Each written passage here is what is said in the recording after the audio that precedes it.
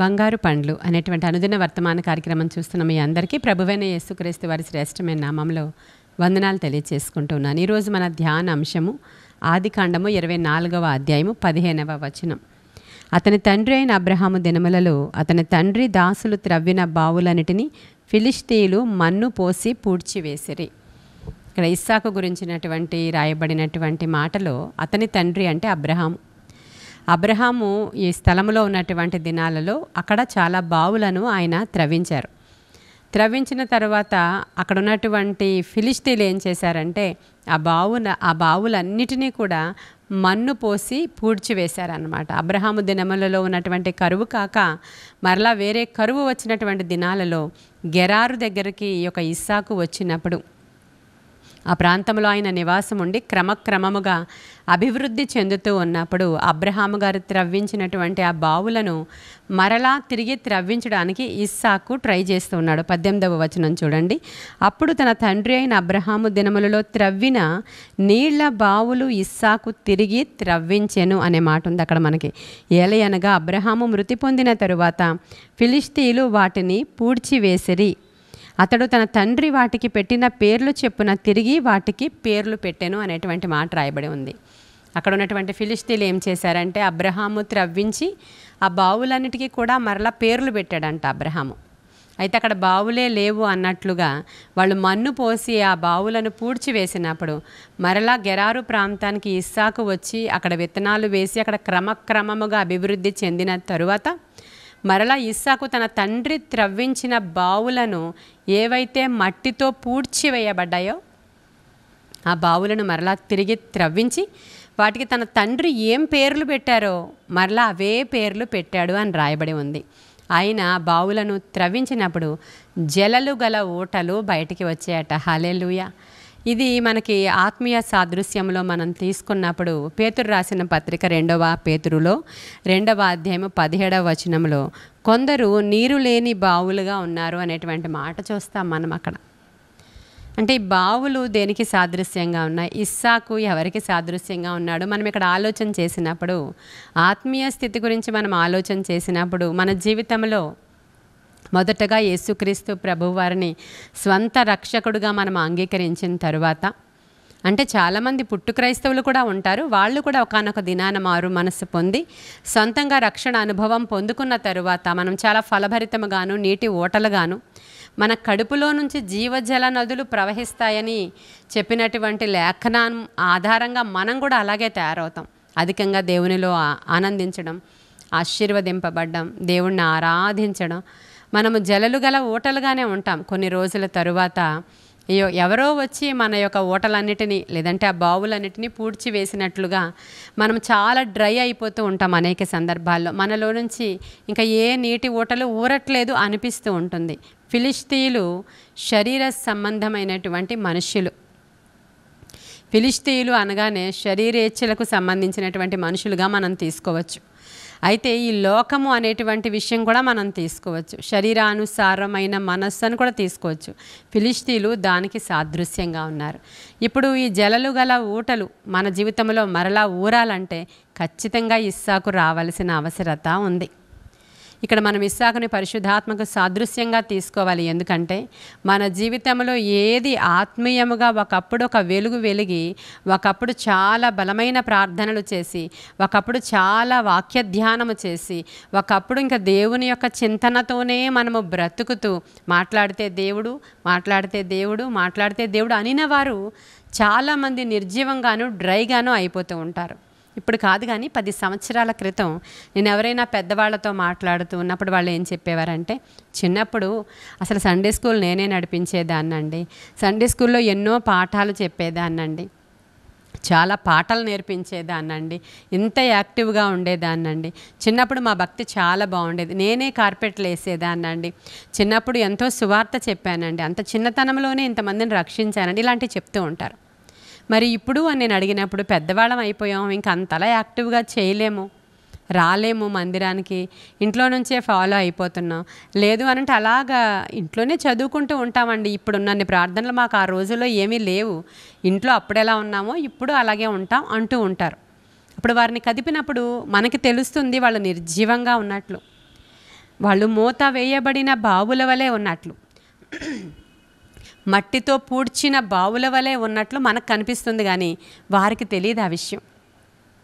వారికి అర్థం అవ్వడానికి మరలా ఏదో ఒక శోధనో, సమస్యో, ఇరుకో, ఇబ్బందో వస్తే అప్పుడు మన దగ్గరికి ప్రార్థనలకు వస్తున్నప్పుడు, అవును ఇంత ప్రార్థనలు మేము ఎప్పుడూ చేయలేదు, అమ్మో ఎంత ఎక్కువ ప్రార్థనలు చేస్తున్నారో అక్కడ ఆ మందిరంలో, అమ్మో ఎంత మొర్ర పెడుతున్నారో దేశం కొరకు, రాష్ట్రం కొరకు, మనుషుల కొరకు, సమస్యల కొరకు అలా చేస్తూనే ఉన్నారు, మేము ఇంత ప్రార్థనలు చేయలేదండి, ఆ దినాలలో మాకు ఇంత నడిపింపు లేదు అని వాళ్ళు ఒప్పుకుంటూ ఉంటారు. అప్పుడు ఇక్కడికి వచ్చిన తర్వాత వాళ్ళు కూడా మరలా వారి యొక్క హృదయాలు త్రవ్వబడినప్పుడు జలలు గల ఓటలు వారిలో నుంచి కూడా ఊరుతూ ఉంటాయి.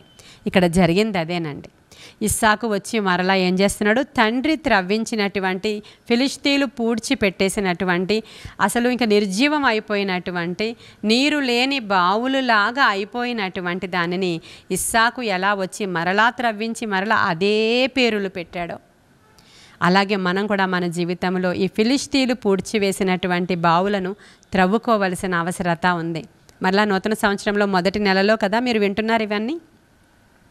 నిర్జీవం అయిపోయారేమో, ఇంకా సమస్యలు విడిచిపోవట్లేదని, ప్రార్థన లేమితో ఉండిపోతున్నారేమో, ఎంత చేసినా కార్యాలు జరగట్లేదని మీకు ఒకవేళ విసుగొచ్చిందేమో, ఒకవేళ కార్యాలు జరిగిపోయిన తర్వాత అలక్ష్యం, నిర్లక్ష్యం వచ్చిందేమో.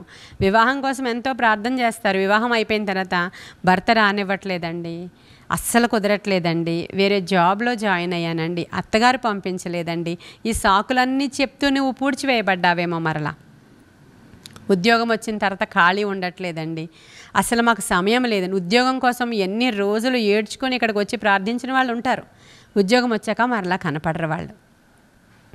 ఉద్యోగం వచ్చిన కొత్తల్లో సెలవులు పెట్టుకుని కూడా ప్రార్థనలకు అటెండ్ అవుతారు, తర్వాత నిర్జీవంగా అయిపోతారు. ప్రియమైన దేవుని బిడ్డలారా, వారే పోడ్చబడినటువంటి బావులు. కాబట్టి ఈరోజు వినుచున్న మీలో ఎవరైనా ఒకవేళ సజీవంగా ఉంటే మంచిదే, పూడ్చి వేయబడినటువంటి బావుల వలె కొందరుంటారని 2వ పేతురు రాసిన పత్రిక 2:17లో కొందరు నీరు లేని బావులుగా ఉంటారనే మాట ఉంది చూడండి. అలా ఉండొద్దు, కానీ ఈ రోజు నుంచి మరలా ప్రార్థన అధికం చేయండి, ఈ రోజు నుంచి మరలా వాక్య ధ్యానము అధికం చేయండి. మరి ఈవినింగ్ టైంలో ఇస్సాకు పొలంలోనికి వెళ్ళి ధ్యానం చేసుకుంటూ ఉండేవాడంట. ధ్యాన పురుషుడు అని కూడా అంటారు ఇస్సాకుని. కాబట్టి ఒకవేళ మీరు ఆఫీస్ గోయింగ్ వాళ్ళైతే ఈవినింగ్ వచ్చి మరి తప్పకుండా పనులన్నీ అయిపోయిన తర్వాత కొద్ది నిమిషాలు ఖచ్చితంగా ఒక హాఫ్ అన్ అవర్ 1 అవర్ ధ్యానం చేసుకోవడానికి, ప్రభువు యొక్క నామాన్ని ఉచ్చరించుకుంటూ, సిలువపై వేలాడుతున్న ప్రభువుని చూస్తూ సమస్తము ఒప్పుకోలు చేసుకుంటూ ఆ దినానికి కావలసిన ఎనర్జీ మీరు పొందుకున్నారంటే మరలా తిరిగి జలలు గల ఓటలు మీలో నుంచి ఊరడం మొదలవుతాయి. హల్లెలూయా. కొంతమంది అయితే ఉదయకాల సమయంలో వేకువనే లేచి నేను దేవుని వెదుగుతాను, జుంటతేన ధారల కంటే మధురమైన దేవుని వాక్యాన్ని నేను ఆస్వాదిస్తాను, క్రొవ్వు మెదడు దొరికినట్లు ఆయన లేఖనం నాకు దొరికిందని చెప్పిన దావీదు వలె వేకువనే లేచి ప్రార్థన చేయడం కొంతమంది మొదలు పెట్టండి. మధ్యాహ్నం 12 గంటల సమయంలో కొంతమంది లంచ్ టైంలో ఆఫీస్లో ఉన్న ప్రేయర్ చేసుకుంటూ ఉంటారు. కొంతమంది ఇళ్లల్లో పనులన్నీ అప్పుడు కంప్లీట్ అయ్యి 12 గంటలకి మరి ఇంట్లో ఉండే స్త్రీలు ప్రార్థన చేసుకుంటూ ఉంటారు. అది కూడా ఏమీ చెడ్డ టైమింగ్ ఏం కాదు. పగలు 12 గంటల సమయము ప్రార్థన వేళ మరి పేతురు మేడగదిలో ప్రార్థన చేసుకుంటున్న సందర్భం కూడా ఉంది. అది మీరు పేతురు ప్రార్థనా పద్ధతిని పెట్టుకుని చేసుకోండి, మంచిదే. జలలు గల ఓటలు మరలా ప్రారంభమవుతాయి. పగలు 3 గంటల సమయం అండి, అది ప్రార్థనా సమయమున శృంగారం అనే దేవాలయం దగ్గరికి పేతురు యోహాను ఎక్కి వెళ్ళుచుండగా అని ఉంటుంది అపోస్తల కార్యాల్లో 3వ అధ్యాయంలో. అది కూడా ప్రార్థనా సమయం. 3 గంటలకట, పగలు 3 గంటలకి ప్రార్థనా సమయం అని రాయబడి ఉంది. ఒకవేళ మీరు ఎవరైనా సరే, ఉద్యోగస్తులు అవ్వచ్చు, వ్యాపారస్తులు అవ్వచ్చు, ఎవరైనా కానీ ఆ 3 గంటల సమయాన్ని ఒక పర్టిక్యులర్ టైం, నేను ప్రేయర్ టైం అని పెట్టుకుని 3 గంటలకి ప్రార్థన చేస్తే అది బైబిల్ చెప్తున్న ప్రార్థనా సమయం. ఆ సమయం దేవుడు నాకు ఇచ్చిన సమయం. ప్రియమైన దేవుని బిడ్డలారా, అందుకే ఉదయం నుంచి మేము మధ్యాహ్నం 3 గంటల వరకు రెగ్యులర్గా రోజు ప్రార్థన చేస్తూ ఉంటాం. ఆ సమయంలో ప్రార్థన చేసుకోవాలనుకునే వాళ్ళు ఆ సమయంలో చేసుకోండి. సాయంకాలం చెప్పాను, ధ్యాన పురుషుడి యొక్క సమయం, మన ఇస్సాకు గారి సమయం అది, అలా చేసుకోండి. కాబట్టి మీ ప్రార్థనను మీరు రెన్యూల్ చేసుకోవాలి, భక్తి జీవితాన్ని రెన్యూల్ చేసుకోండి. జలలు గల ఓటలు మీలో నుంచి ఊరుతున్నప్పుడు, పరిశుద్ధాత్మ అభిషేకము మరలా మిమ్మల్ని టచ్ చేసినప్పుడు గొప్ప కార్యాలు మీ జీవితంలో జరగడం మొదలవుతాయి. ప్రతి కాడి విరగొట్టబడుతుంది. అద్భుతమైన విజయాలు మీకు రావాలని ఊటలు మీలో నుంచి ప్రవహించాలని, అవే పేర్లు మీరు పెట్టుకుని ఆనందించాలని, గొప్ప కార్యాలు ప్రభువు జరిగించలాగున మన ప్రార్థన సమయాన్ని, ప్రార్థన ఆసక్తిని మీరు పెంచుకోవాలని ఆశపడుతూ ఉన్నాను.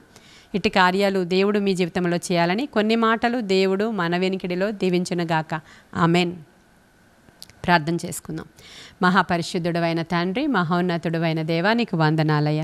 ఎవరెవరైతే వినుచున్నారో, ఒకవేళ వినుచున్న వారిలో మట్టితో నింపబడి మూయబడినటువంటి నిర్జీవమైన బావులుగా ఉంటే ఈరోజు ఆ ఓటలు మరలా త్రవ్వబడాలని, పరిశుద్ధాత్మ అభిషేకంతో వారు నింపబడాలని, ఆత్మతో వారు ఆనందించాలని, ఆత్మలో ఆనందించాలని నేను ఆశపడుతూ ఉన్నాను. ఈ వాక్యము ద్వారా ఒక్కసారి వారిని రివైవ్ చేయమని, ఆరోగ్యము లేకపోతే ఆరోగ్యము దయచేయండి. ఆర్థిక ఇబ్బందులు ఉంటే యేసు నామములో ఇబ్బందులను బయటికి పమ్మని గద్దిస్తున్నాను. కనని గర్భాలు కందురుగాక నాయన, యేసు నామములో గొప్ప విడుదల జరుగునుగాక నా తండ్రి. అనారోగ్యాలు పారిపోవునుగాక, ఆర్థిక ఇబ్బందులు పారిపోవునుగాక, దిన దీవెనలతో నింపబడదురుగాక. ఈ దిన ప్రయాణాల్లో మీరు తోడుగా ఉండమని యేసయ్య శ్రేష్ఠ నామంలో ఈ ప్రార్థనని సన్నిధికి సమర్పిస్తూ ఉన్నాము తండ్రి. Amen, amen. God bless you.